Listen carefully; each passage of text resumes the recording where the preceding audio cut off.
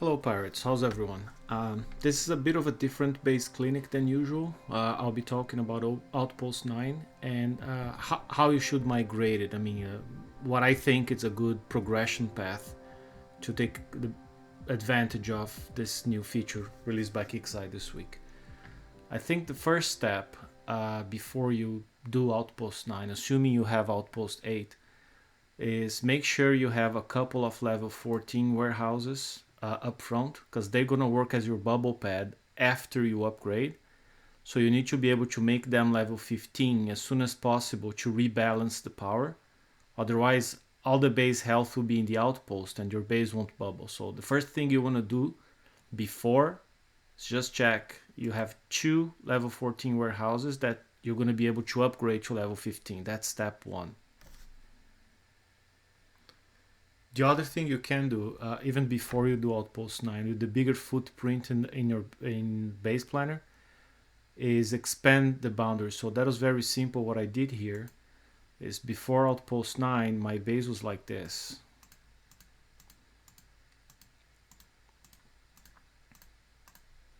Right? Because the limit was right here. So as soon as we got Outpost 9 and the footprint was a little bit bigger, allowing for an extra land tile here, what I did was very simple. On 3 corners of my base, I just repositioned the rim, so that gave me more of a safe area away from the rim, so I can position buildings at the very corner here of my central island. Then finally I started Outpost 9. When I started it, it was still possible to use base parts. It was a glitch in the first day after the release that saved me a few days. I think right now the total time for Outpost 9 upgrades about 16 days, or give or take. After that's done, you'll be able to select a faction.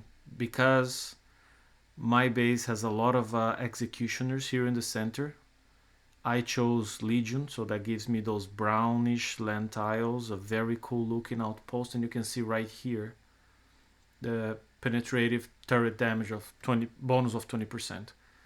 If you have all APOCs, you should pick Draconian. If you have a lot of cannon turrets, blunderbusses or ballistas, you should probably pick Forsaken. Scourge is, in my opinion, the most cool looking one, but there's not really much for it to buff other than the Draconian Scatterguns or Basilisks. I only have 2 of those in here. Right after finishing Outpost 9, I would think the first next step is you get 2 of your level 14 warehouses up front and you upgrade them to level 15. If you take a look here, it's a 2-day 12-hour process. You need a lot of resources and uranium, but that will rebalance your bubble pad, so your base will bubble. I had a guy prepping my base here after I upgraded one of these warehouses to 15, and by the time he hit these first 2 turrets, my base bubbled, just because he killed the warehouse, right? So it's a very good balancing, and in the future when you start upgrading turrets to level 8, make sure you do some of the front line turrets here as well as Central Island turrets, because if you do all of them here, you're going to shift the bubbling point, the 25% damage back, and allow them to come in and prep your guard. So you got to be careful about it. After the warehouses are done and Outpost 9 is done, if you want, and that's totally not necessary, you can research the new Conqueror Hall. So I just, for fun, started researching Athos, right? Takes 7 days, won't take time away from anything else. I mean, you do if you want, right? It just takes some resources, that's all.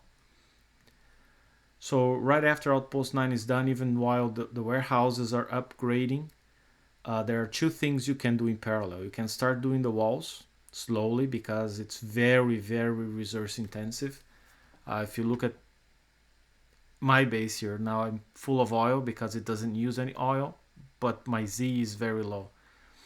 Just remember when doing walls, which you can do in parallel, after you do the first one, there's this delay because of uranium. If you go too quick, you see this button here, graze up, and while it's gray, if you press upgrade, the game hangs. So you don't want to do that. You gotta wait until the instant button grays out and comes back to yellow, then you click start upgrade. Right? Don't go too fast. See, wait, now, ready, go. Okay, remember that. So you're doing walls, the warehouse is upgrading. What else can you do in parallel? Well, you can equip. Now with the extra base power of Outpost 9, you can start equipping turrets with different transformers or specials. Even at level 7 now you have 346,000 in base power. So you can just go to town here, put transformers everywhere, more tactical modules. Like in your outpost, you now have room for a third tactical module. You cannot repeat, so you can't use like fire support again. I tried, you can't do that. But for instance, you can have fire support, overloaded reload, and now it's your choice.